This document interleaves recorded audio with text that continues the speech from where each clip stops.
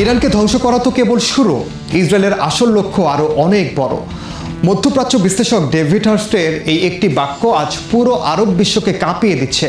তেহরানের রাজপথে লাশের মিছিল, মার্কিন ইসরায়েলি ক্ষেপণাস্ত্রের তাণ্ডব পুরো ইরান জুড়ে। কিন্তু পর্দার আড়ালে কি এক নতুন সাইক্স পিকট চুক্তির প্রস্তুতি চলছে?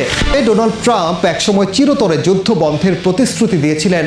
তিনি কেন আজ মধ্যপ্রাচ্যকে এক মহাযুদ্ধের দিকে ঠেলে দিচ্ছেন? কেন বলা হচ্ছে ইরান যদি আজ পড়ে যায় তবে কাল সৌদি আরব কিংবা তুরস্কের সার্বভৌমত্ব হুমকির মুখে পড়বে? নেতানিয়াহুর সেই প্রাচীন আমালেক তত্ত্ব আর ভারতের সঙ্গে ইসরায়েলের গোপন জোট, তাই জানাবো এবারের দৃশ্যপটের সঙ্গে। আজ শনিবার ভোরে যখন প্রথম মিসাইলটি তেহরানে আঘাত হানে তার ঠিক কয়েক ঘন্টা আগে জেনেভা ও ওমানে ইরান এক অভাবনীয় প্রস্তাব দিয়েছিল।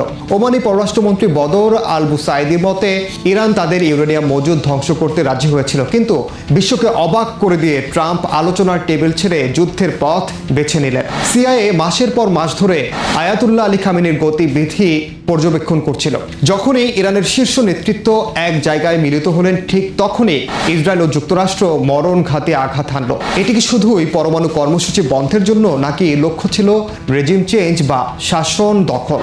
হামলার পরপরই নেতানিয়াহু ইরানিদের উদ্দেশ্যে যে ভাষণ দিয়েছেন তা ছিল অত্যন্ত তাৎপর্যপূর্ণ। তিনি ইরানিদের দেশপ্রেমিক নাগরিক হিসেবে সম্বোধন করেছেন তাদের জাতিগত পরিচয়ে, পার্সিয়ান, কুর্দি, আজেরি, বালুচ এবং আহুয়াচি। বিশ্লেষকরা বলছেন নেতানিয়াহুর লক্ষ্য ইরানকে একটি শক্তিশালী রাষ্ট্র হিসেবে রাখা নয়, বরং এটিকে ক্ষুদ্র ক্ষুদ্র জাতিগত প্রদেশে ভাগ করে দেয়া। ঠিক যে চেষ্টা ইসরায়েল সিরিয়াতে করে আসছে।